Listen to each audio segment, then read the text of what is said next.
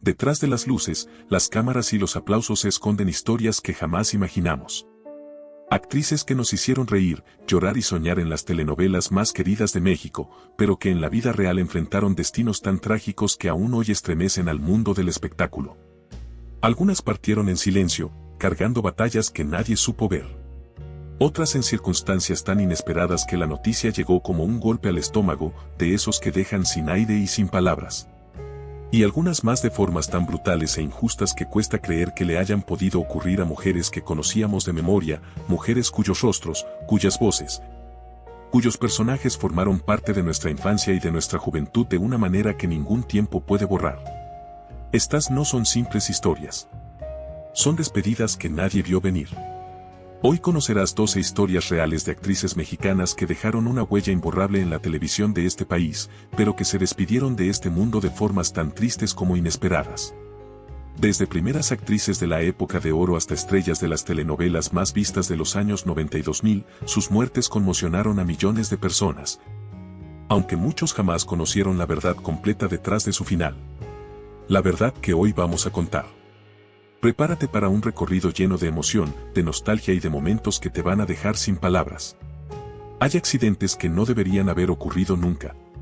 Hay enfermedades que fueron peleadas con una valentía que pocas personas conocieron de verdad. Hay coincidencias tan perturbadoras que parecen inventadas.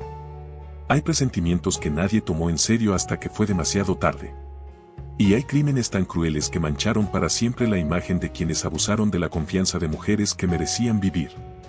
Antes de comenzar, te invito a suscribirte al canal, a darle me gusta a este video y a activar la campanita para que no te pierdas ninguno de nuestros próximos contenidos. Tu apoyo es lo que hace posible que sigamos contando estas historias con el respeto, la profundidad y la honestidad que merecen.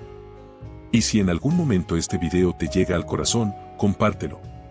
Porque estas mujeres merecen ser recordadas. Merecen que su historia se cuente bien. Cada una de estas actrices brilló con una luz única e irrepetible. Cada una entregó algo genuino de sí misma en cada personaje que interpretó, en cada escena que grabó, en cada historia que ayudó a contar. Y cada una merece ser recordada no solo por cómo murió, sino por todo lo que vivió, por todo lo que creó, y por todo lo que dejó grabado en el corazón de quienes las vieron en pantalla durante años. Porque las verdaderas estrellas no se apagan. Solo cambian de lugar. Comencemos con el número 12, Paulina Lazareno, una joven actriz que apenas comenzaba a escribir su historia cuando el destino, de la forma más cruel e inesperada, le arrebató todo lo que todavía tenía por vivir. Número 12. Paulina Lazareno. Hay tragedias que duelen más no por lo que se perdió, sino por todo lo que nunca pudo ser. Paulina Lazareno tenía 19 años, una madre actriz que la adoraba y una carrera que apenas comenzaba a tomar forma cuando el destino decidió que su historia no tendría más capítulos. Nació el 10 de octubre de 1977 en Ciudad de México, hija de la reconocida actriz Norma Lazareno. Una mujer que había dedicado su vida entera al teatro y a la televisión mexicana con una entrega que pocos artistas logran sostener a lo largo de décadas. Desde muy pequeña, Paulina creció entre foros de grabación, ensayos, reflectores y camerinos. El mundo artístico no era algo ajeno para ella ni algo que hubiera tenido que descubrir sola. Era simplemente su casa. El lugar donde todo tenía sentido. Debutó siendo una niña en la telenovela Infamia en 1981. Más adelante, ya en su adolescencia, participó en Caminos Cruzados y en Marisol, donde su presencia en pantalla comenzaba a revelar algo genuino y difícil de fingir. Una naturalidad frente a las cámaras que no se aprende en ninguna escuela de actuación sino que se nace con ella. Quienes la conocieron la describen como una joven alegre, disciplinada y llena de sueños concretos. No quería ser famosa porque su madre lo era. Quería construir su propio camino, con su propio nombre, con su propio talento, con sus propias historias. Esa determinación silenciosa, dicen quienes la rodeaban, era una de las cosas que más la hacía brillar.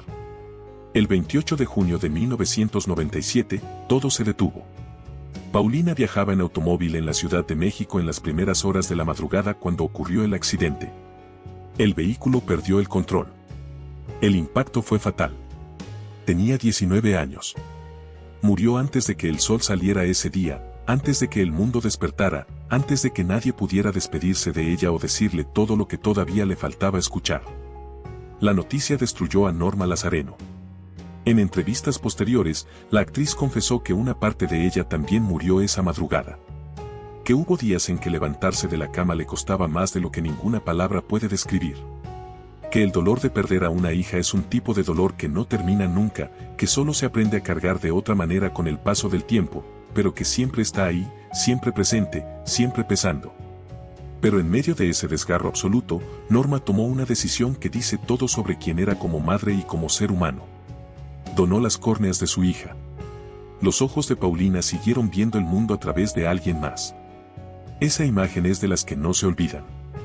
Norma Lazareno guarda hasta hoy las cenizas de Paulina.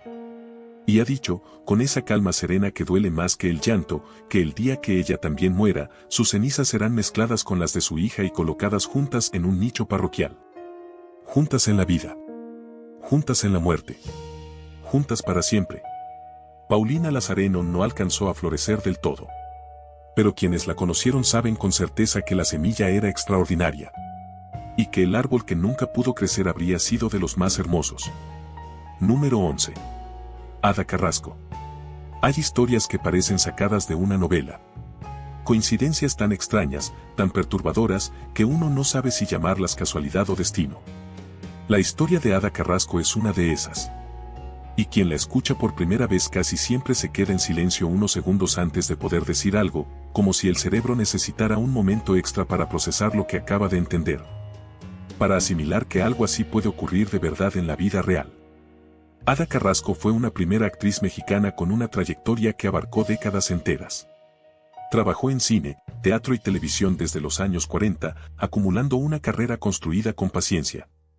Con talento genuino y con esa presencia escénica que muy pocos actores logran desarrollar en toda una vida de trabajo. Era de esas actrices que no necesitaban decir nada para llenar la pantalla. Su mirada, su voz pausada, su forma de moverse frente a las cámaras transmitían algo que las palabras no siempre alcanzan a describir. Una calidez.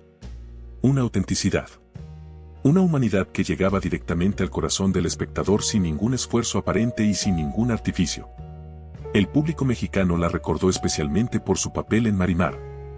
La telenovela protagonizada por Thalía y Eduardo Capetillo que se convirtió en un fenómeno de audiencia en 1994 y que se transmitió en decenas de países alrededor del mundo. Ada interpretaba a Mamá Cruz, la abuela tierna, humilde y profundamente amorosa de Marimar, la joven que vivía en una choza junto al mar y que soñaba con un amor más grande que sus circunstancias. Mamá Cruz era el corazón de esa historia. La figura que representaba el hogar, la ternura, la raíz. La persona que amaba a Marimar sin condiciones ni límites. Millones de personas en toda América Latina la amaron como si fuera la abuela de su propia familia. En la trama, la villana Angélica Narváez ordena incendiar la choza donde viven los abuelos de Marimar. Mamá Cruz y su esposo Papá Pancho mueren atrapados en las llamas. Es una de las escenas más desgarradoras que el público recordó de esa producción, una de esas que se quedan grabadas en la memoria emocional de quienes la vieron. Ese capítulo fue transmitido el 5 de abril de 1994. Ese mismo día, Ada Carrasco sufrió un infarto y falleció. Tenía 81 años. Había terminado de grabar su participación apenas una semana antes, pero sus compañeros todavía seguían filmando cuando la noticia llegó al foro y paralizó todo. En televisión, su personaje moría en un incendio mientras millones de mexicanos lloraban frente a la pantalla. En la vida real, su corazón se detenía ese mismo día, a esa misma hora. La periodista Diony González confesó públicamente que cuando le avisaron pensó que era una broma de muy mal gusto. Que era imposible que fuera verdad. Pero era completamente real. Ada Carrasco se fue el mismo día que su personaje. Como si la ficción y la vida hubieran decidido despedirse juntas, en el mismo instante, sin avisarle a nadie. Número 10. Rebecca Jones. Hay actrices que llenan la pantalla con su sola presencia, sin necesidad de gestos exagerados ni artificios innecesarios. Actrices que con una sola mirada dicen lo que otros no logran decir con 10 páginas de diálogo. Actrices que hacen que uno olvide completamente que está viendo ficción y que se convenza de que esos personajes existen de verdad, que esas historias importan de verdad, que lo que ocurre en esa pantalla es completamente real. Rebecca Jones era una de ellas. Y eso, ese tipo de talento silencioso y profundo. Es exactamente lo que hace que su ausencia pese tanto todavía hoy en la televisión mexicana y en el corazón de millones de personas que la siguieron durante más de 4 décadas. Nació en 1957 y construyó una carrera que pocos en la historia de la televisión de este país pueden igualar. Su nombre está ligado a producciones que marcaron épocas enteras de la televisión mexicana. Cuna de Lobos, donde su trabajo quedó grabado en la memoria colectiva del público de una forma que el tiempo no ha podido borrar. Imperio de Cristal. Para volver a amar. Que te perdone Dios. Y más recientemente La Casa de las Flores, donde demostró que su talento no solo se había mantenido intacto sino que había madurado hasta convertirse en algo todavía más rico, más complejo y más poderoso. Era una actriz que hacía que cualquier producción en la que aparecía subiera de nivel automáticamente. En 2018 fue diagnosticada con cáncer de ovario. Recibió la noticia y tomó una decisión que define perfectamente quién era ella como persona y como artista. Decidió no hacer de su enfermedad un espectáculo. No salió a dar conferencias de prensa. No convirtió su dolor en contenido para consumo del público. Siguió trabajando. Siguió apareciendo ante las cámaras con esa elegancia que siempre la había caracterizado, con esa presencia que no dependía de ningún estado físico sino de algo mucho más profundo e inamovible. En las entrevistas que concedió durante esos años, hablaba de la importancia de vivir con gratitud, de no dejarse vencer por el miedo, de encontrar belleza en cada día aunque ese día estuviera lleno de tratamientos, de cansancio y de momentos difíciles que el público nunca llegó a ver. Siguió trabajando hasta casi el final. Su última aparición fue en la serie Cabo, donde demostró una vez más que su talento estaba absolutamente intacto y que la enfermedad no había tocado esa parte de ella. Esa parte que pertenecía a las cámaras y al público y que ningún diagnóstico médico podía quitarle. En marzo de 2023, Rebecca Jones falleció. Tenía 65 años. Su partida generó una ola de mensajes de cariño, de recuerdos y de gratitud de parte de actores, directores, productores y de millones de personas comunes que habían crecido viéndola y que sentían que habían perdido a alguien cercano. Rebecca Jones fue una mujer que enfrentó la adversidad con la misma dignidad con que interpretó cada uno de sus personajes. Y eso, en este mundo y en esta industria, es una forma de grandeza que muy pocos seres humanos alcanzan. Número 9. Lorena Rojas. Si hay una imagen que resume quién fue Lorena Rojas, no es la de una actriz en un foro de grabación ni la de una mujer en una alfombra roja. Es la imagen de una madre recién llegada a casa, agotada después de un tratamiento de quimioterapia, sosteniéndole en brazos a su hija adoptiva Luciana y sonriéndole como si en ese momento no existiera ningún dolor, ningún miedo, ninguna incertidumbre.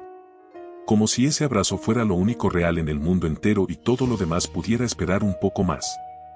Lorena nació en 1970 en Ciudad de México y se ganó el cariño del público desde muy joven con una carrera que combinaba talento genuino, una belleza natural difícil de ignorar y una energía en pantalla que resultaba completamente contagiosa.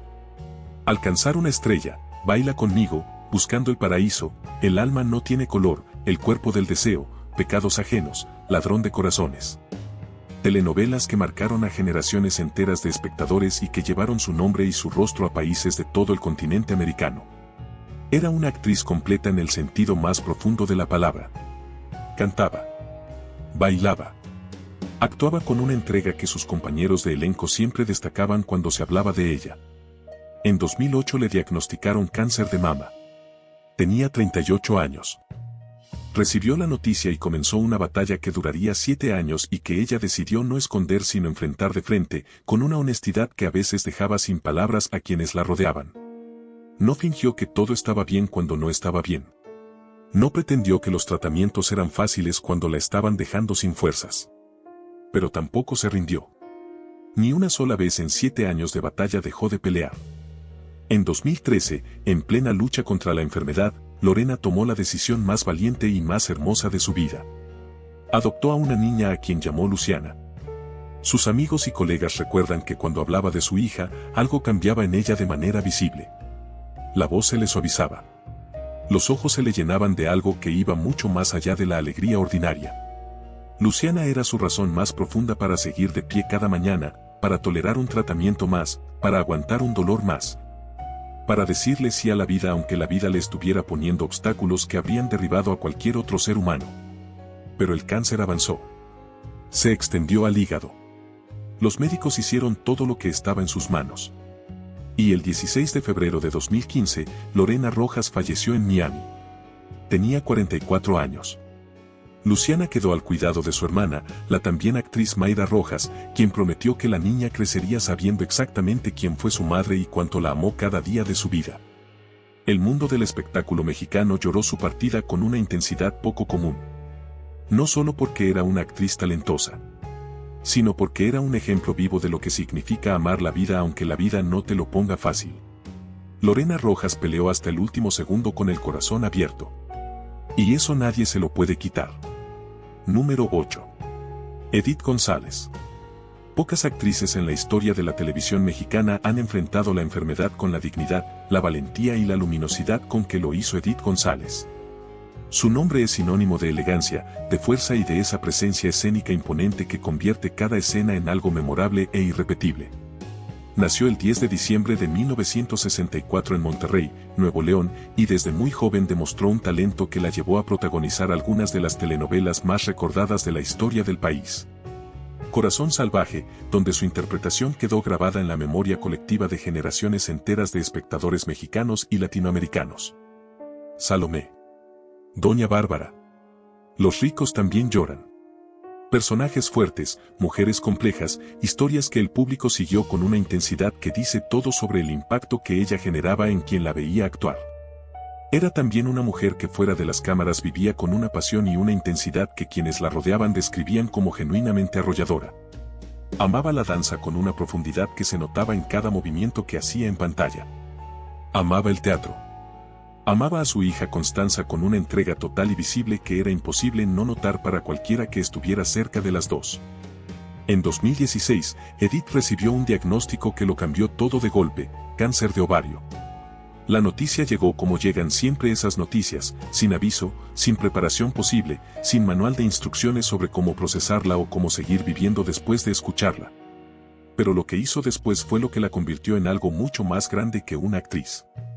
Lejos de esconderse, lejos de pedirle al mundo que mirara hacia otro lado, Edith González tomó una decisión que sorprendió a propios y extraños. Se rapó la cabeza frente al mundo, sin disculpas y sin dramatismos innecesarios. Y siguió trabajando. Siguió apareciendo en entrevistas, en eventos, en foros de grabación, con una sonrisa que no era fingida sino ganada a pulso, día a día, tratamiento a tratamiento. En las madrugadas más oscuras que nadie veía pero que ella cargaba sola. Se convirtió en un símbolo que trascendió el mundo del espectáculo. Miles de mujeres que peleaban su propia batalla contra el cáncer encontraron en ella un espejo de esperanza real. Le escribían mensajes diciéndole que verla seguir de pie les daba fuerzas para levantarse de la cama cuando el cuerpo y la mente pedían rendirse. Edith los leía. Los contestaba cuando podía. Y hablaba de ellos en público porque entendía que su historia ya no le pertenecía solo a ella. En 2019 el cáncer regresó con una fuerza que esta vez fue imposible de contener. El 13 de junio de ese año, Edith González falleció. Tenía 54 años. Dejó a su hija Constanza y un legado que no tiene fecha de caducidad. Un recordatorio permanente de que la verdadera belleza no se mide en pantalla sino en la forma en que una persona enfrenta lo más difícil que la vida puede poner en su camino. Número 7. Ironia Yacaba.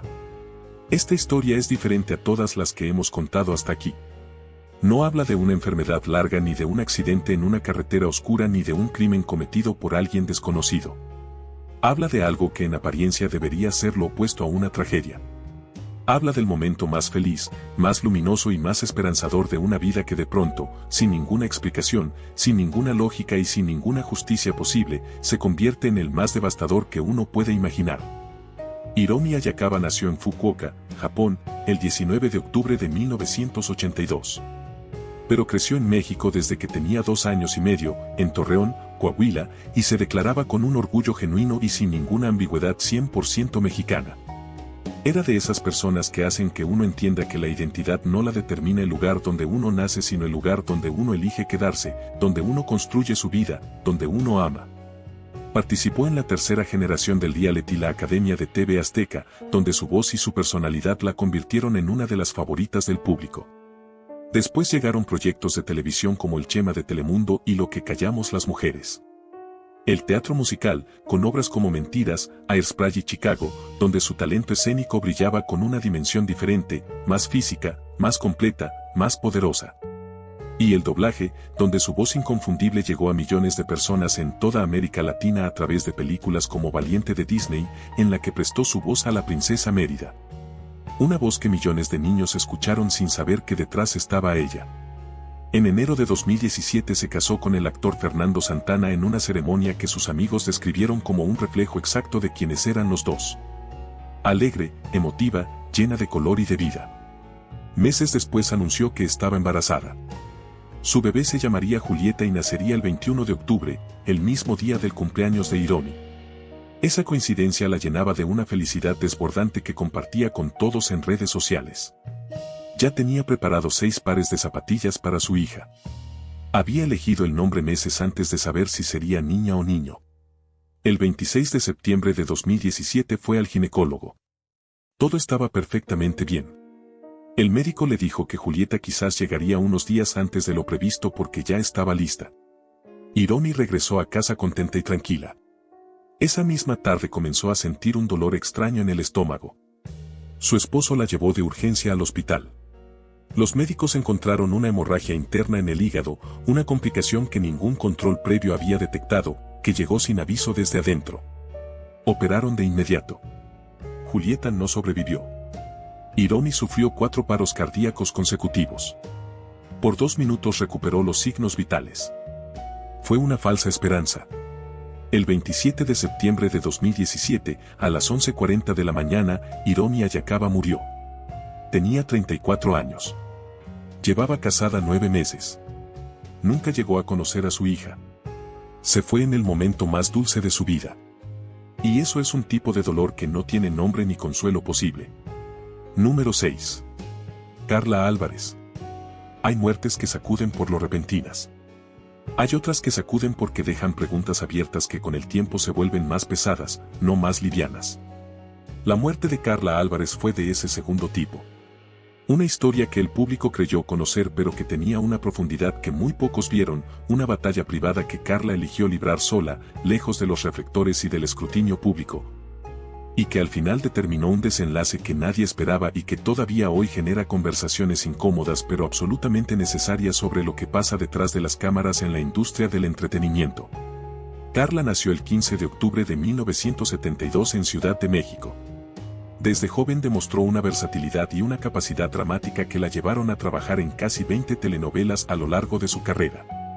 El público la amó especialmente por sus personajes en producciones que marcaron época. María Mercedes, junto a Thalía, donde su presencia comenzó a robarle escenas a todo el elenco desde muy temprano.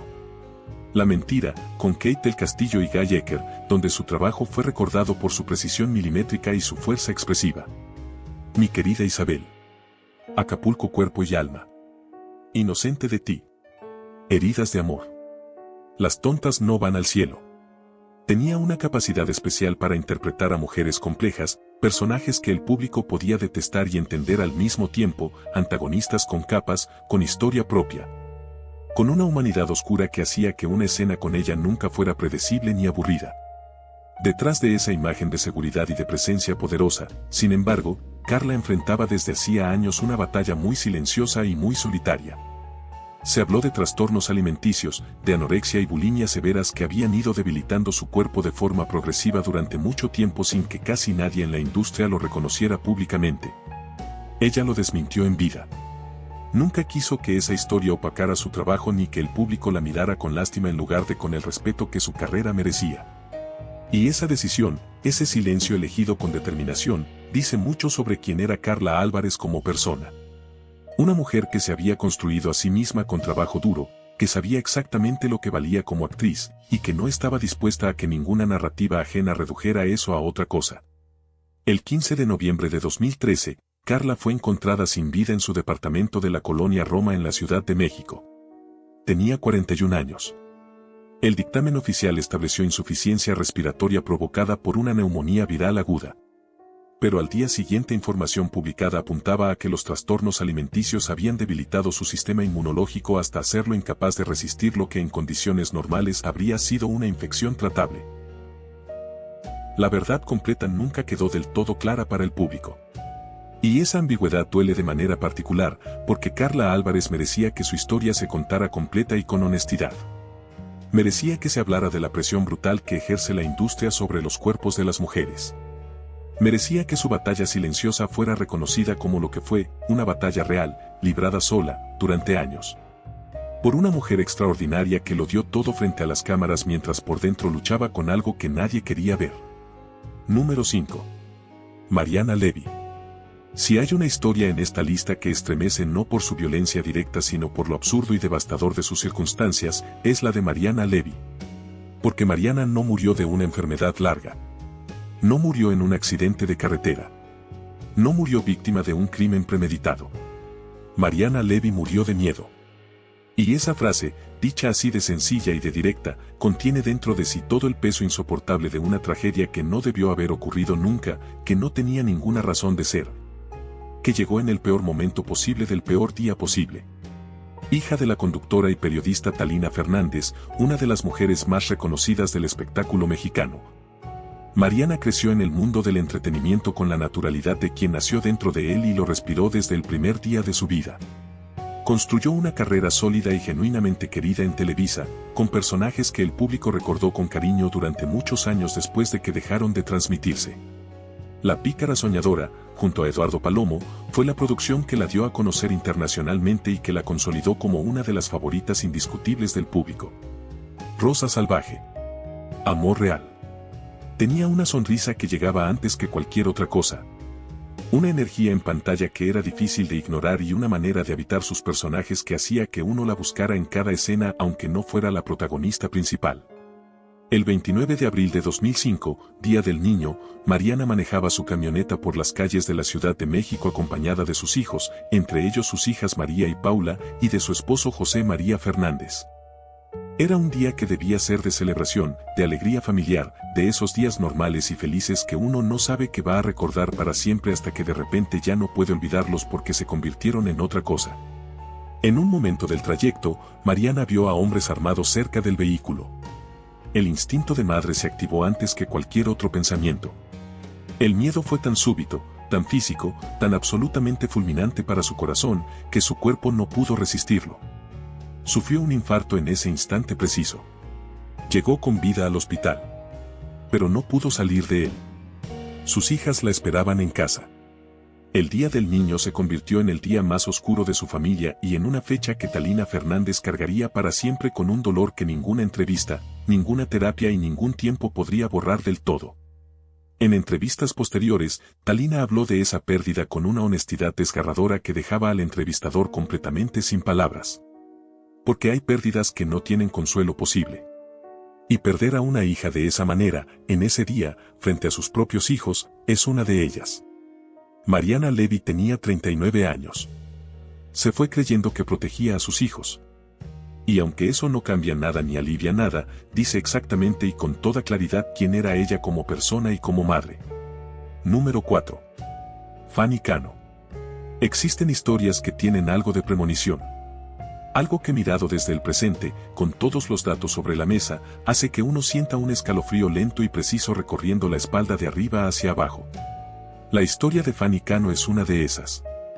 Y los detalles que la rodean hacen que sea absolutamente imposible contarla sin detenerse en cada uno de ellos.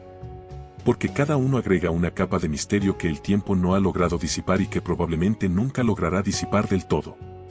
Fanny nació el 28 de febrero de 1944 en Huétamo, Michoacán, y se convirtió en una de las figuras más reconocibles e irrepetibles de la pantalla mexicana durante los años 60 y 70.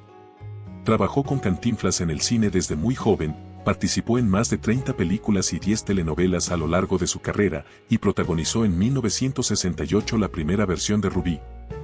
Esa telenovela mítica basada en el cómic de Yolanda Vargas Dulce que mostró al público mexicano algo que nunca antes había visto en televisión nacional, una protagonista sin escrúpulos, profundamente ambiciosa. Capaz de traicionar a su mejor amiga con tal de alcanzar la posición social que deseaba. El público quedó completamente hipnotizado. Y Fanny Cano quedó inmortalizada para siempre. Pero en la vida real era todo lo contrario a ese personaje.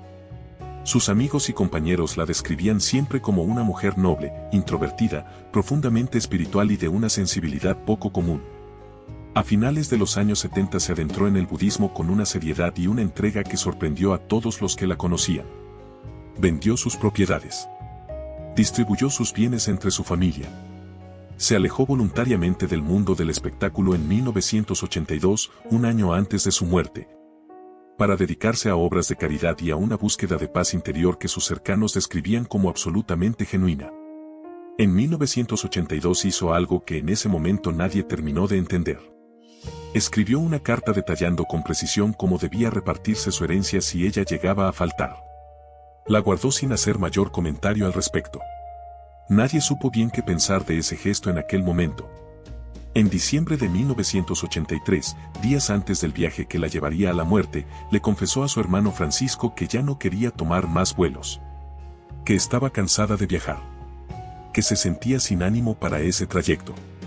Francisco lo recordaría después como una de esas conversaciones que uno no puede sacarse de la cabeza sin importar cuánto tiempo pase.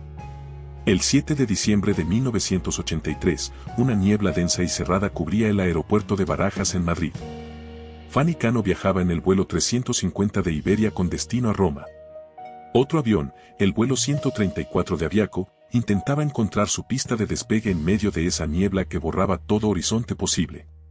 No pudo ver el avión de Iberia. Los dos aparatos colisionaron en la misma pista a más de 300 kilómetros por hora. La explosión fue devastadora. 42 personas murieron en el acto. Entre ellas, Fanny Cano y su esposo Sergio. Tenía 39 años. Había escrito su testamento un año antes. Había dicho que no quería tomar ese vuelo. Y nadie hasta hoy sabe con certeza si llamar a todo eso presentimiento o simplemente el peso inexplicable que a veces carga el alma cuando algo dentro de uno sabe lo que la mente todavía no puede ver ni aceptar. Número 3. Julia Marichal. Hasta este punto del recorrido hemos hablado de enfermedades peleadas con valentía extraordinaria, de accidentes que no deberían haber ocurrido, de presentimientos que nadie tomó en serio y de coincidencias que generan un escalofrío que no se va fácilmente. Pero lo que viene ahora es diferente a todo lo anterior. Lo que viene ahora es una historia que oscurece todo lo que hemos contado. Una historia que no habla de la fragilidad de la vida sino de la crueldad deliberada de quienes se supone forman parte de tu mundo más cercano y en quienes depositaste tu confianza sin saber que esa confianza iba a convertirse en tu sentencia de muerte. Julia Marichal nació el 14 de febrero de 1944 en Veracruz.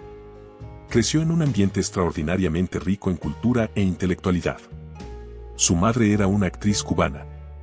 Creció en un hogar en el que figuras como Diego Rivera, Frida Kahlo y Salvador Novo eran visitas frecuentes y cotidianas. El arte, la política, el pensamiento crítico, la defensa de las causas sociales. Todo eso estaba en el aire que Julia respiró desde el primer día y que la formó como persona mucho antes de que las cámaras entraran en su vida. Construyó una carrera larga, sólida y profundamente respetada en la televisión mexicana.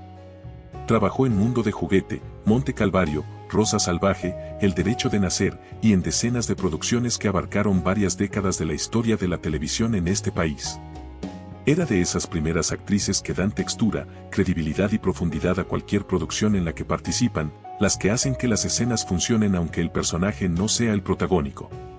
Pero el papel que el público de millones de hogares mexicanos y latinoamericanos le recuerda con más cariño es el de la Negra Corazón en Marimar.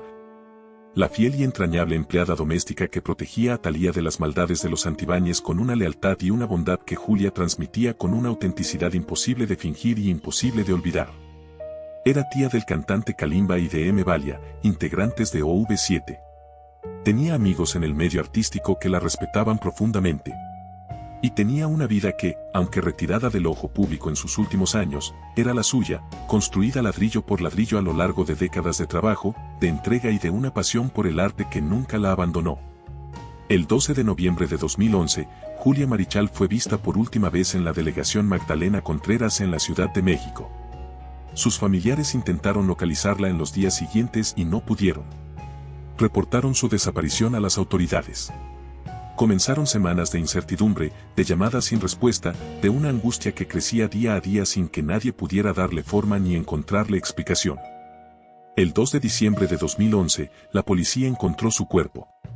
Estaba en la cisterna de su propia casa, dentro de una bolsa de plástico, envuelto en una cobija. Los forenses determinaron que había sido asesinada el 15 de noviembre. Que la golpearon. Que la asfixiaron. Que después sus agresores la mutilaron para ocultar lo que habían hecho y ganar tiempo.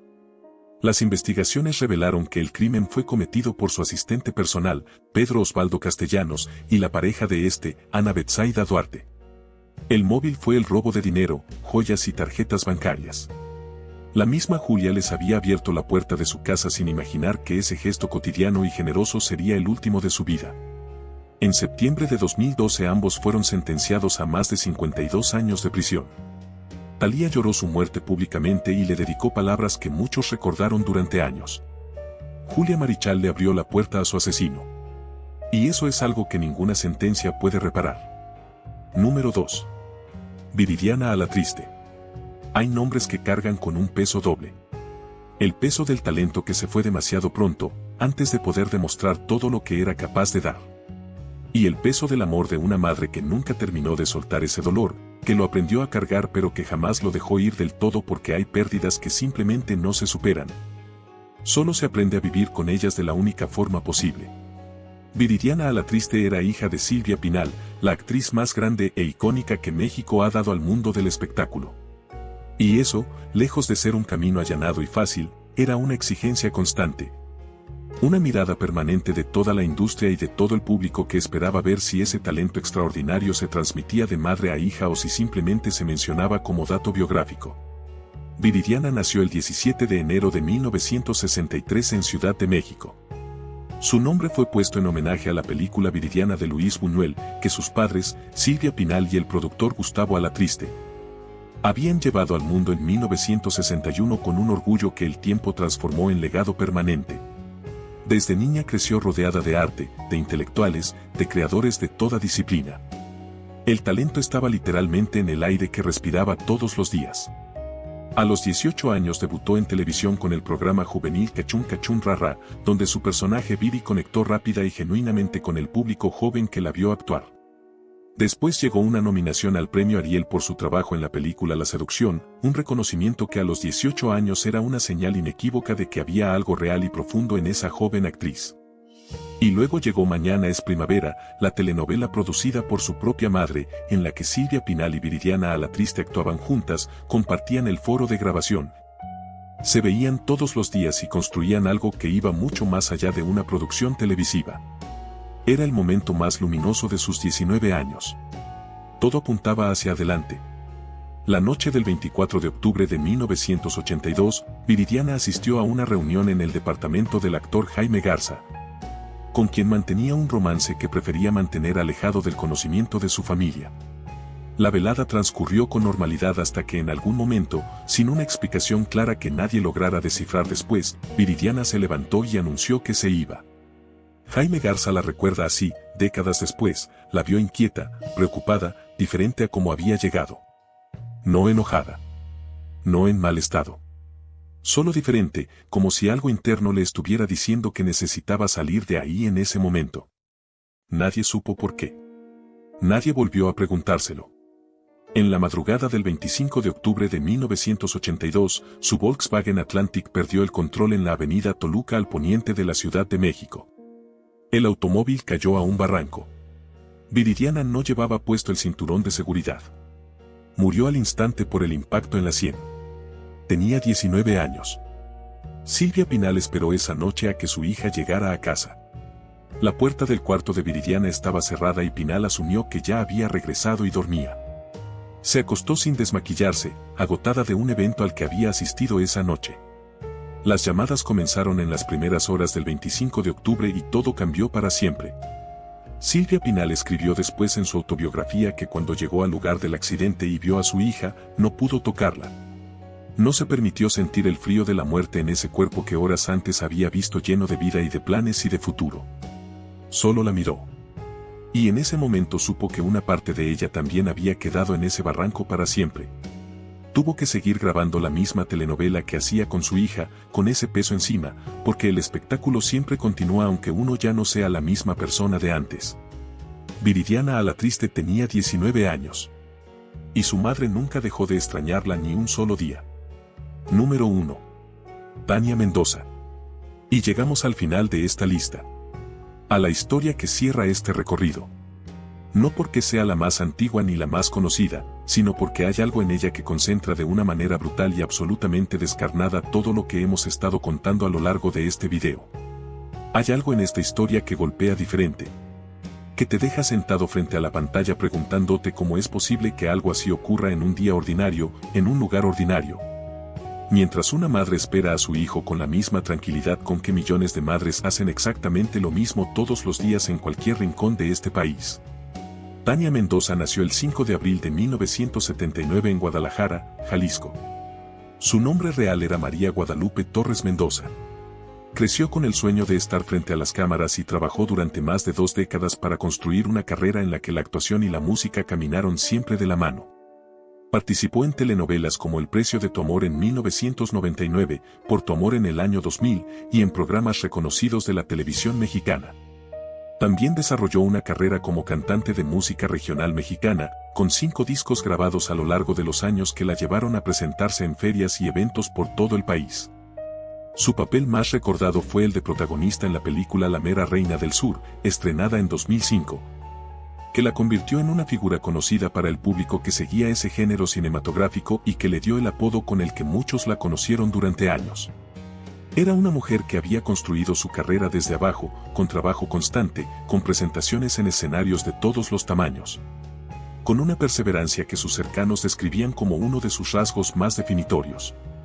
Tenía un hijo de 11 años al que amaba con una intensidad que cualquiera que la conociera podía ver claramente.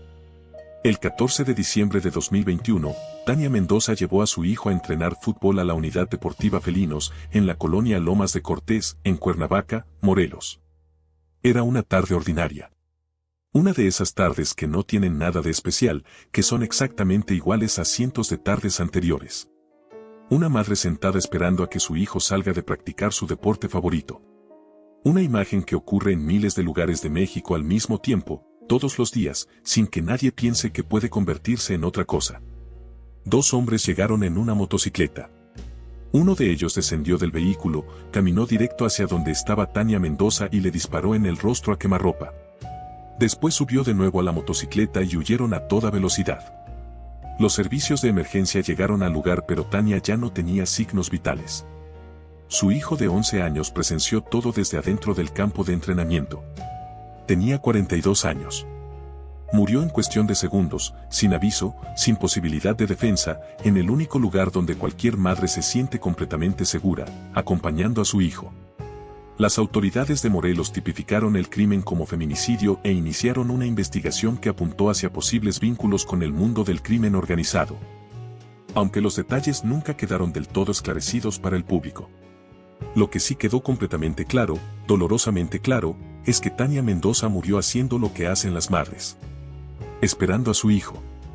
Y que su hijo tuvo que crecer con esa imagen grabada para siempre en su memoria de una forma que ningún niño de 11 años debería cargar nunca. Y así llegamos al final de este recorrido. Un recorrido que no fue sencillo de hacer ni sencillo de escuchar, porque detrás de cada nombre que pronunciamos hoy hay una mujer real.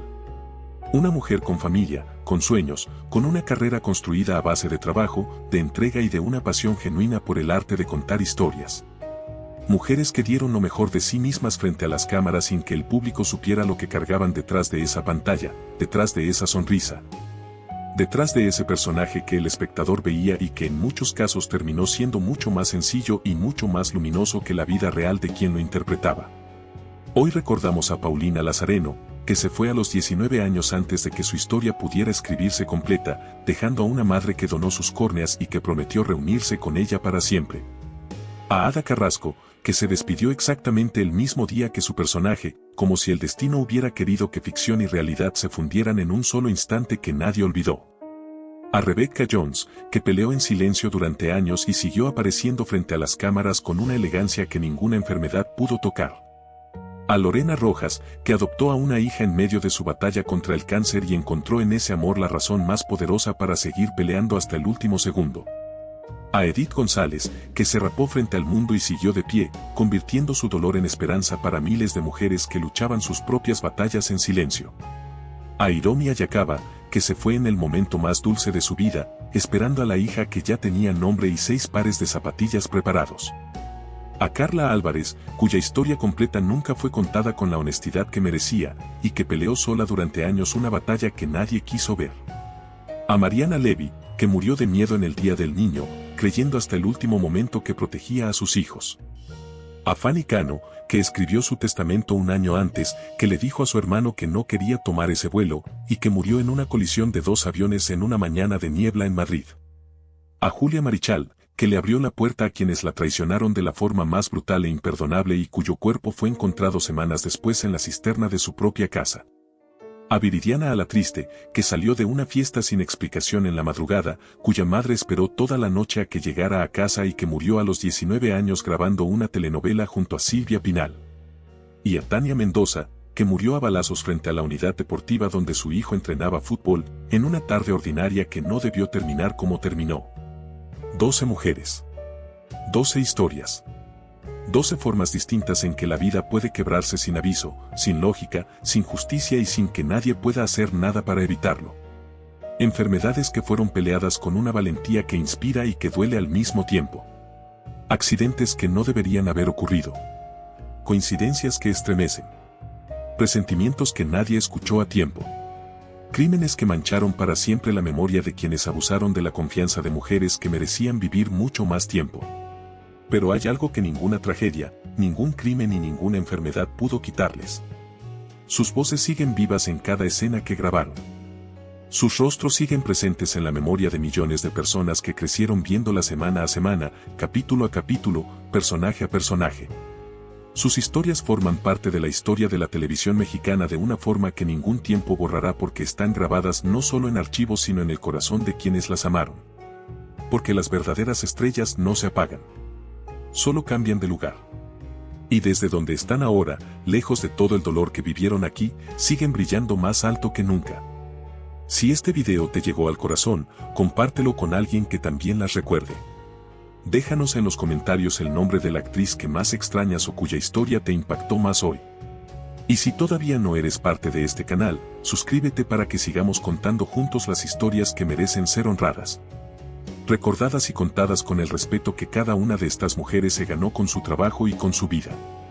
Hasta la próxima.